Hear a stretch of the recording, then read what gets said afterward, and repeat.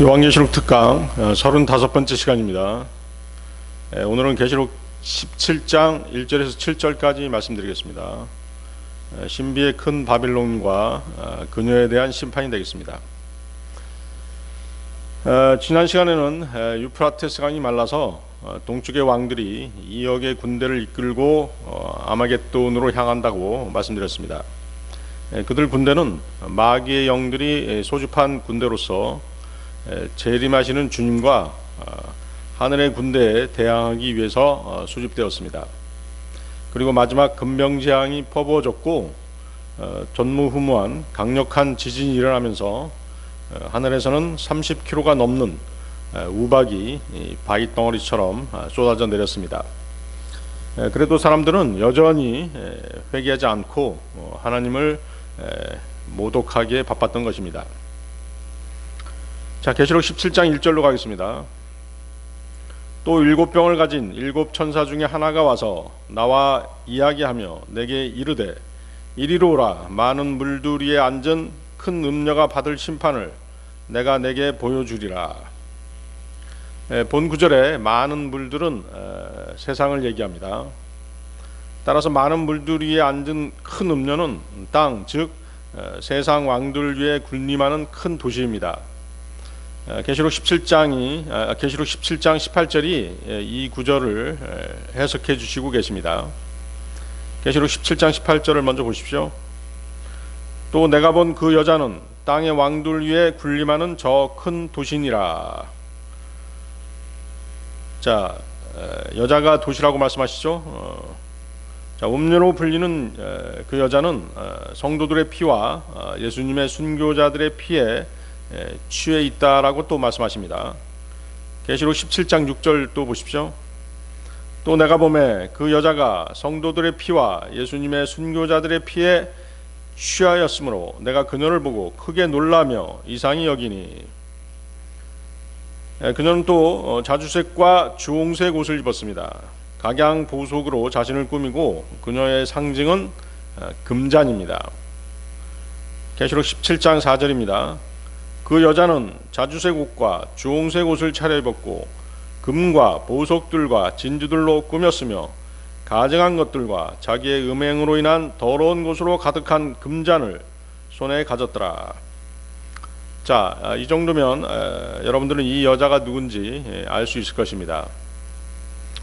그래도 감이 안 잡히신다면 인터넷이나 SNS에 바티칸 시티를 쳐보시기 바랍니다. 1825년 교황 레오 12세는 한 메달을 만들었는데 한 면에는 자신의 모습을, 다른 한 면에는 잔을 든 한 여자를 새겨 넣었습니다.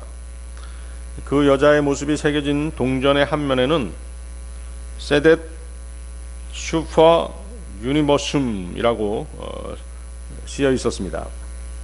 이것은 라틴어로 온 세상이 그녀의 보좌이다 라는 뜻입니다.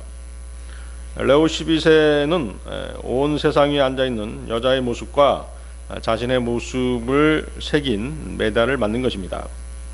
그 여자는 의심할 여지 없이 로마 카톨릭입니다.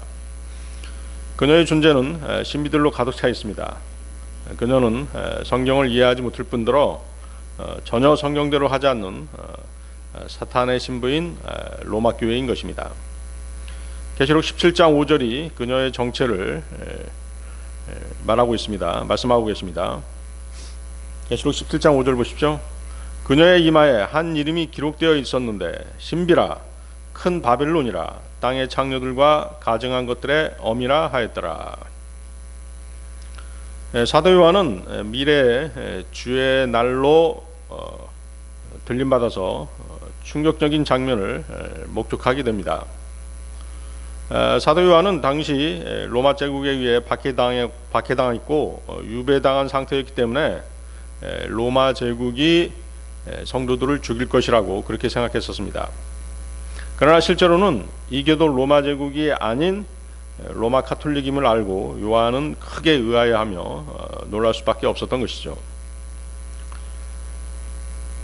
자신을 예수 그리스도의 교회이며 그리스도의 신부로 고백하는 로마 카톨릭이 오히려 그리스도인들을 죽이는 데 앞장서는 적그리스도의 앞잡이였던 것입니다. 따라서 사도 요한이 본 것은 정치적인 로마 제국이 아니었습니다. 로마 제국이 그리스도인들을 죽이는 것이라면 요한은 놀라지 않았을 것입니다. 그들의 조국과 동포들이 이미 로마 제국의 식민 상태에 놓여 있었고 무자비한 탄압을 당하는 것을 지켜보았기 때문입니다. 또한 자신도 그들이 죽이려고 하는 사람들 가운데 하나였습니다. 그러므로 사도 요한이 보고 있는 것은 가증한 것들의 어미, 즉 성모교회입니다. 성령님께서는 성모 마리아를 중보자로 섬기는 그녀를 종교 창녀, 음녀라고 부르시는 것입니다. 현재 그 로마 카톨릭은 약 13억 명의 신도수를 자랑하고 있고 세계 여러 나라의 문화와 정치, 경제에 큰 영향을 미치고 있습니다. 그러나 3세기까지만 하더라도 로마 제국은 로마 교회는 작은 교회에 지나지 않았습니다. 로마 카톨릭은 이제 그 콘스탄티누스 황제의 밀라노 칙령을 기점으로 그 황제의 비호 아래 세력을 넓히기 시작한 것입니다. AD 313년 로마 제국과 로마인들의 박해를 받던 기독교는 일생일대의 큰 전환기를 맞이하게 되는데요. 콘스탄티누스 황제가 밀라노 칙령을 내려서 종교의 자유를 선포한 것입니다. 기독교에 대해 매우 우호적이었던 콘스탄티누스 황제는 기독교인들에게 특혜를 주었습니다. 그가 전쟁에 나가서 십자가 환상을 본 뒤로 그렇게 했다라고 야사에는 기록되어 있습니다. 그때를 기점으로 기독교인들은 신앙의 자유를 얻는 것은 물론이고 몰수당했던 재산들을 돌려받고 세금을 면제받았으며 병역 면제 등의 혜택을 받게 됩니다. 콘스탄티누스 황제가 밀라노 칙령을 통해 기독교를 공인한 데는 사실 정치적인 목적이 따로 있었습니다. 기독교는 심한 박해에도 불구하고 로마 제국 인구의 20%가량이 믿던 그런 종교였습니다. 황제는 이런 기독교를 이용해 로마 제국을 하나로 통합하려는 그런 계획을 세웠던 것입니다. 콘스탄티누스 황제는 교회 감독들을 자신의 궁전으로 초대하는 등 호의를 베풀었고 교회를 후원하기 시작한 것입니다. 나중에는 자신이 교회 감독을 자처했고 공의회를 소집해서 교리까지도 간섭했던 것이죠. 사실 황제가 기독교를 믿는 것처럼 보였지만은 사실 그 콘스탄티누스 황제는 태양신 숭배자였습니다. 바알 숭배자였던 것이죠. 콘스탄티누스는 예수 그리스도와 자신이 믿는 바알을 동일시했던 사람입니다. 따라서 이로 인해서 바알 신앙 의식이나 관습 등이 대부분 로마 교회 안으로 수용되었던 것입니다. 로마 교회 감독들은 이러한 황제의 뜻에 따라 이방 종교를 가진 사람들이 개종할 때 갈등이 생기지 않도록 성전에 이방의 신상들을 세우고 교회의 규례를 이방신을 섬기는 관습들로 교묘하게 바꿨던 것입니다. 이미 이때부터 기독교가 타락하기 시작한 것입니다. 세상과 타협하기 시작한 것이죠. 이로 인해서 각양각색의 우상을 섬기던 사람들을 교회로 끌어들일 수 있게 된 것입니다. AD 395년에는 테오도시우스 황제가 기독교 국교령을 내리면서 로마 카톨릭은 더욱 비약적으로 성장하게 되는 것입니다. 사도들이 사역하는 동안에는 다른 복음과 여러 이단이 발생했을 때 사도들은 적극적으로 또 철저히 불법과 비진리를 배척했던 것이죠. 그래서 순수한 진리가 훼손되지 않도록 그렇게 방어를 했었습니다. 그러나 사도 시대가 저물어가면서 불법과 비진리 또 이단 교리들이 교회 안에 본격적으로 들어오기 시작했고 결국에는 뿌리를 내렸고 그리스도께서 가르쳐 주신 진리는 변개되기 시작한 것입니다. 갈라디아서 1장 6절에서 9절 말씀인데요. 그리스도의 은혜 안으로 너희를 부르신 분을 너희가 이렇게 속히 떠나 다른 복음으로 옮겨가는 것을 내가 이상히 여기노라. 그것은 또 다른 참 복음이 아니며 다만 너희를 어지럽히고 그리스도의 복음을 왜곡하려 하는 자들이 더러 있도다. 그러나 우리나 혹은 하늘로부터 온 천사라도 우리가 너희에게 선포한 복음 외에 어떤 다른 복음을 너희에게 선포하면 그는 저주를 받을지어다. 우리가 전에 말한 것 같이 내가 지금 말하노니 만일 어떤 사람이 너희가 받아들인 것 외에 어떤 다른 복음을 너희에게 선포하면 그는 저주를 받을지어다. 고린도후서 11장 3절 4절 말씀인데요. 그러나 뱀이 자기의 관교함으로 이브를 속인 것 같이 어떤 방법으로든 너희 마음이 그리스도 안에 있는 단순함에서 떠나 부패될까 내가 두려워하노라. 만일 누가 가서 우리가 선포하지 아니한 다른 예수를 선포하거나 혹은 너희가 받지 아니한 다른 영이나 너희가 수용하지 아니한 다른 복음을 받게 할 때 너희가 그를 잘 용납하는도다. 세속의 권력에 힘입어 세력을 키우고 세상의 권세를 잡은 로마 카톨릭은 자신의 교리를 따르지 않는 자들을 모두 이단으로 정죄했고 종교 재판에 넘겨 학살하기까지 했습니다. 진리를 따르던 자들이 순교하면서 그리스도와 사도들이 지켜오던 진리는 로마 카톨릭 안에서 완전히 사라지고 말았던 것입니다. 로마 카톨릭의 교리가 성경과 맞지 않음을 깨달은 자들이 진리를 되찾고자 여러 번 개혁을 시도하고 로마 카톨릭에서 성결했지만 진리는 쉽게 복구되지 않았던 것입니다. 그 결과 현재까지 각양각색의 교단들이 난립하면서 자신들의 교리가 옳다라고 주장하고 있는 것입니다. 단지 소수의 킹제임스 성경을 사용하는 사람들만이 바른 진리의 말씀을 지키고 수호하고 또 보존하고 있는 것입니다. 현재 로마 교회의 그 당면한 목표는 세상을 손아귀에 놓고 자신들이 통치하는 것입니다. 조만간 적그리스도가 등장하면 그와 손잡고 그들의 야망을 한동안 이루게 될 것입니다. 그들은 로마 카톨릭의 세계화를 위해 지금도 뭐 그렇게 하고 있습니다만 세계 공용어인 영어를 수용할 것이고 미사에 사용하는 언어를 라틴어에서 영어로 바꾸게 될 것입니다. 자, 계시록 17장 2절로 가겠습니다. 계시록 17장 2절. 땅의 왕들이 그녀와 음행하였고 땅에 거주하는 자들도 그녀의 음행의 포도주에 취하게 되었도다 하고. 로마 카톨릭은 자신이 정치적이지 않고 오히려 기독교적임을 주장합니다. 자신들이 성도들의 유일한 보호자이며 하나님의 말씀의 수호자라고 고백하기까지 합니다.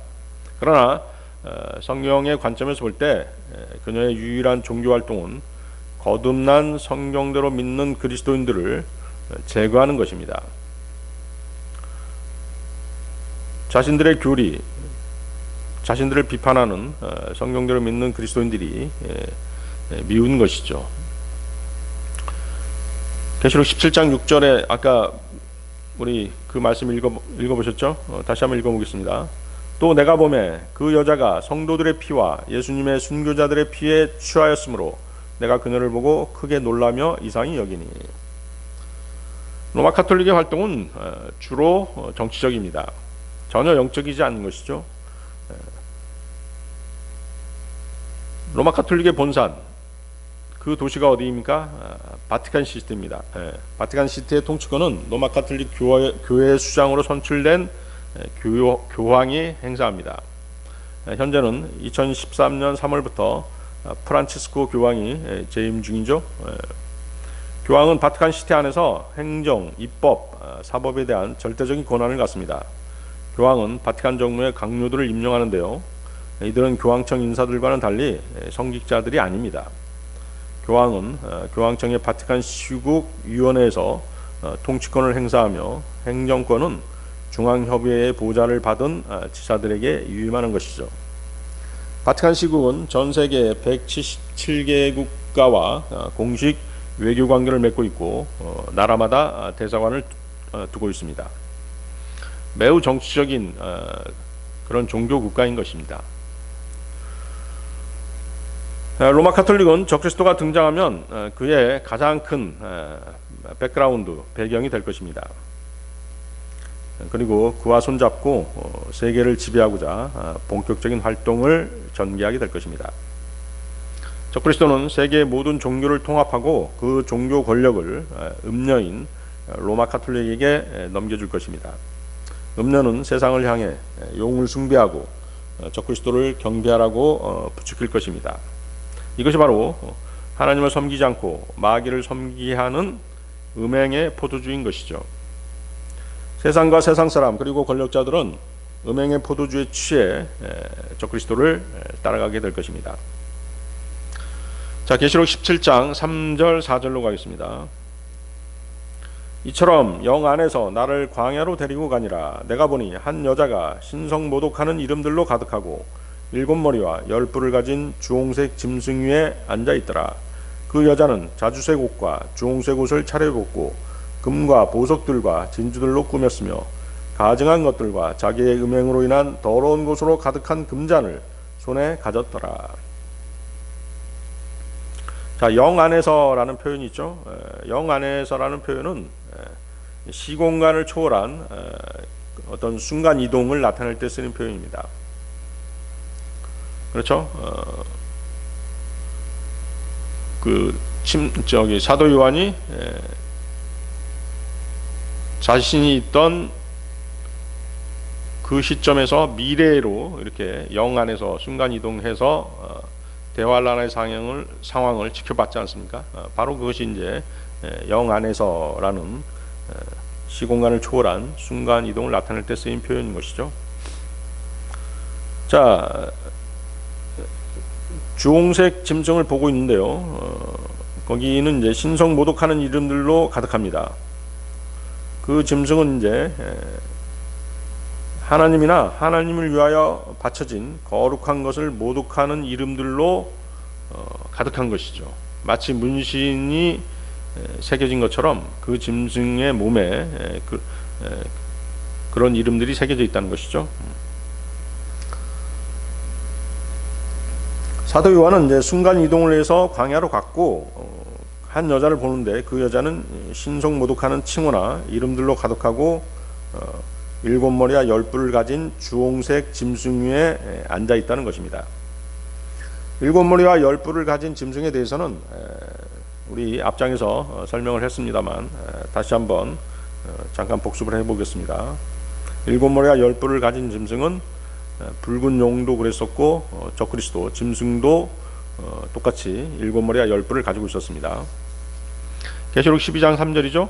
하늘에 또 다른 이적이 나타나니라. 보라, 7머리와 10뿔을 가진 큰 붉은 용이 있는데 그의 머리들 위에 7개의 관이 있으며. 계시록 13장 1절 2절. 내가 바다의 모래에 서서 보니 바다에서 7머리와 10뿔을 가진 한 짐승이 일어나더라.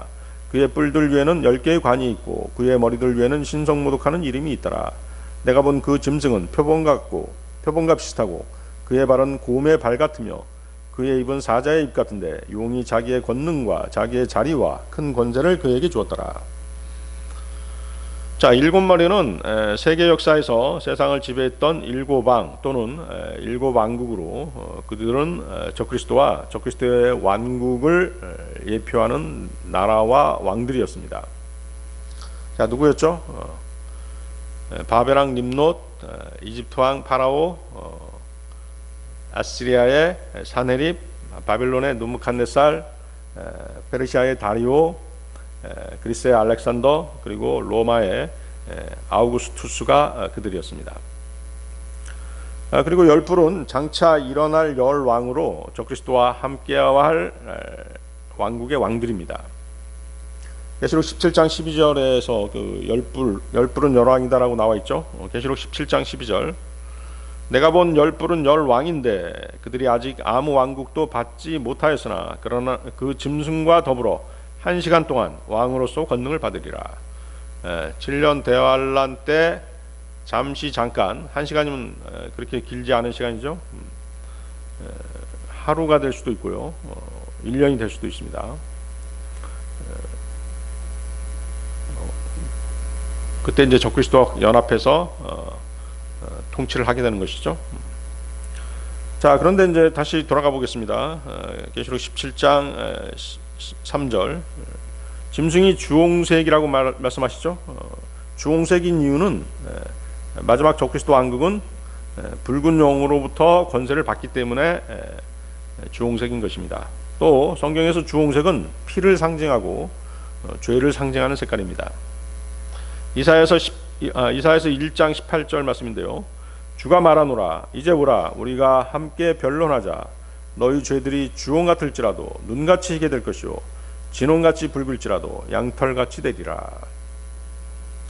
자주색 옷과 주홍색 옷을 차려입었고 금과 보석들과 진주들로 꾸몄으며 가증한 것들과 자기의 음행으로 인한 더러운 것으로 가득한 금잔을 손에 가진 여자는 음욕교회로 로마교회라고 말씀드렸습니다.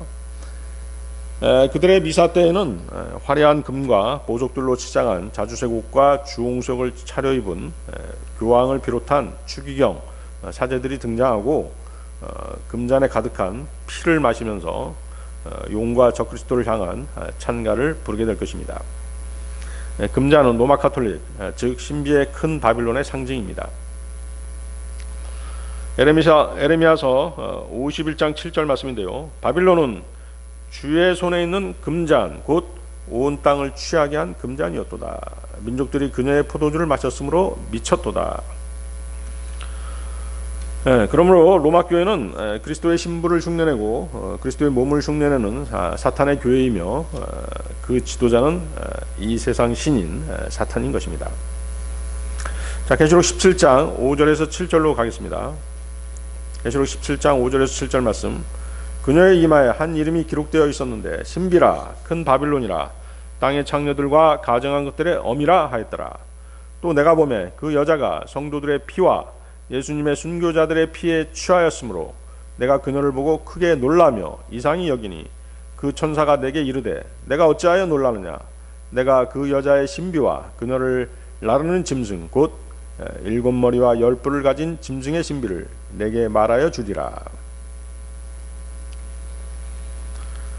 신비의 큰 바빌론은 종교적인 모습과 정치 경제적인 모습을 가진 그런 도시입니다. 따라서 그것은 교회 국가로서 대환란 때 그 수장은 적그리스도가 될 것입니다. 이 땅에 예수 그리스도를 믿는 성도들의 피와 순교자들의 피를 흘리게 하는 그런 일을 자행하는 집단은 다름 아닌 로마 교회인 것이죠. 중세 압력 시대에 벌어진 박해와 고문, 살인, 대학살 그리고 전쟁 등을 일으킨 장본인은 다름 아닌 장차 신비의 큰 바빌론으로 변신할 로마 교회였던 것입니다. 가톨릭 교회의 공식 명칭은 로마 카톨릭입니다. 로마 카톨릭은 교회 이상으로서 고유한 정치국가 곧 바티칸 시국입니다. 그들은 은행과 군대를 보유하고 있습니다. 많은 국가 정부들과 외교 관계를 맺고 있고 많은 국가 원수들과 종교 협약을 맺어서 왕이나 기타 정권의 수반자가 성직자를 임명하고 교황이 추인하는 그런 형태를 취하고 있는 것입니다.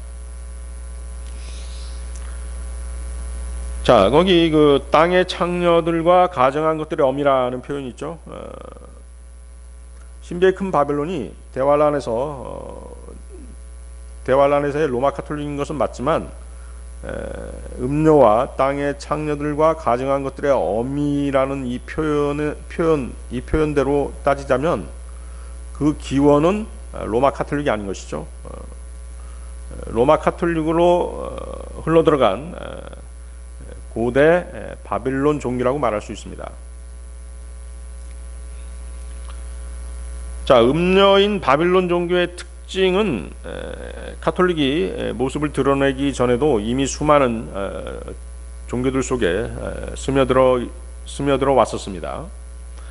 이 음료는 이제 마리아를 숭배하는 로마 카톨릭이 세상이 나오기 훨씬 전에도 이미 많은 종교 창녀들을 생산해내고 있었던 것이죠.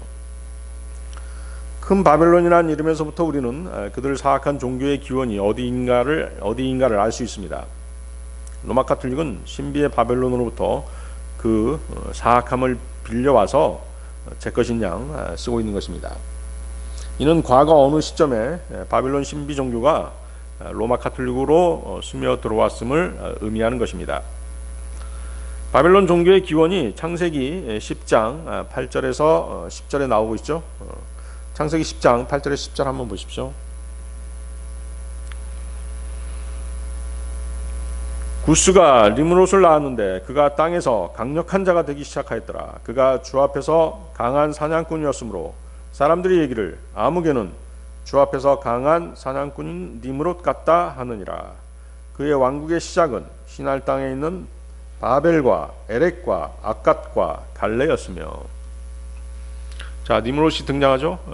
니므롯은 함의 자손으로 바벨의 자신의 왕국을 세운 자입니다. 바빌로니아, 바빌론 같은 이름입니다. 자, 그는 후에 누구와 결혼을 하게 되냐면요, 하늘 여왕으로 추앙받는 세미라미스와 결혼하게 됩니다. 니므롯의 아내인 세미라미스는 세계 각지에서 다양한 이름으로 불리는데요, 하늘 여왕, 여신으로 추앙받고 있습니다.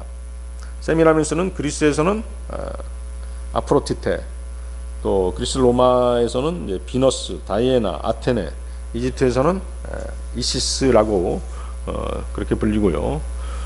또 중근동 지방에서는 바알의 아내로 이스타라우스로 불립니다. 다산과 풍요의 여신으로 숭배되고 있죠. 또 그 중국에까지 흘러 들어왔는데요. 중국에서는 이제 싱무라고 하죠. 싱무라고 이렇게 불리기도 합니다. 자, 이런 여신 숭배 사상이 로마 카톨릭에서는 누구로 나타나는 것입니까? 성모 마리아로 그렇게 들어온 것입니다.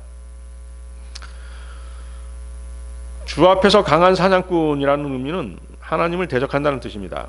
니므롯이 세운 바빌론은 하나님을 대적하기 위해 세워진 것이죠.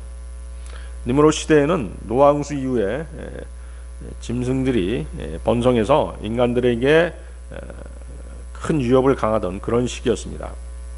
이러한 짐승들을 사냥하고 제거해서 인간들을 보호해준 니므롯이 사람들의 지지를 받고 강력한 지도자가 된 것입니다. 그는 사람들을 해치는 사나운 짐승들을 통제해서 자신을 따르는 사람들에게 안전을 제공했습니다. 그리고 왕으로 추대된 것이죠. 니므롯 시대는 노아의 홍수 이후이기 때문에 사람들은 이때까지도 하나님에 대한 두려움과 홍수에 대한 두려움을 가지고 있었습니다. 니므롯은 왕국을 세우고 바빌론을 건설해서 사람들이 더 이상 주님을 두려워하지 않게 만든 것이죠. 니므롯은 하나님에 대한 두려움을 자신에 대한 두려움으로 바꿔버린 것입니다. 대체시켜버린 것입니다. 니므롯은 사후에 신으로 추앙을 받게 됩니다. 어떻게 신으로 추앙받게 되냐면요, 세미라미스는 이제 니므롯과의 사이에 아들 담무즈를 낳게 됩니다. 세미라미스는 니므롯 사후에 자신을 보호하고자 니므롯이 담무즈로 환생해서 세상에 돌아왔다라고 이렇게 사람들을 이제 속이는 것이죠. 이렇게 해서 세미라미스와 담무즈를 숭배하는 종교가 탄생하게 된 것입니다. 성경에도 이제 그 세미라미스 하늘 여왕과 담무즈를 숭배했던 기록들이 나와 있습니다. 에레미야서 7장 17절 18절 말씀인데요. 너는 그들이 유다의 도시들과 예루살렘의 거리들에서 무슨 짓을 하는지 보지 못하느냐? 자녀들은 나무를 모으고 아버지들은 불을 피우며 여인들은 가루를 반죽해서 납작한 빵을 만들어 하늘의 여왕에게 바치고 다른 신들에게 음료 헌물을 부음으로 내 분노를 일으키느니라. 하늘의 여왕에게 바치고 나오죠. 세미라미스입니다. 에스겔서 8장 13, 14절 말씀인데요. 또 그분께서 내게 이르시되 너는 여전히 다시 돌아서라. 그리하면 그들이 행하는 더 큰 가증한 일들을 내가 보리라 하시더라. 그때 그분께서 나를 데리고 북쪽을 향한 주의 집 문의 입구에 이르셨는데 보라, 거기에 여자들이 앉아서 담무스를 위하여 슬피 울고 있더라. 그렇죠? 이스라엘에서도 이렇게 가증한 하늘 여왕을 숭배하고 담무스를 숭배하는 그런 집단들이 있었던 것입니다. 이런 그 우상 숭배가 하나님의 진노를 불러일으키기에 아주 충분했던 것이죠. 어머니 세미라미스는 하늘 여왕으로, 아들 담무즈는 태양신 니므롯의 환생으로 추앙을 받은 것입니다. 그러다가 바빌론 종교는 아들과 어머니 중에서 어머니 신이 더 높임을 받는 그런 종교로 발전하게 됩니다. 자, 이제 그것이 이제 로마 카톨릭에 들어오게 되니까 어떤 현상이 벌어지게 되는 것입니까? 어머니에게 부탁하면 아들 신이 더 잘 들어준다. 뭐 그런 이제 믿음이 생겨버린 것이죠. 아들 하나님이신 예수 그리스도에게 직접 기도하는 것보다 성모 마리아를 통해서 기도하면 더 잘 들어준다는 것입니다.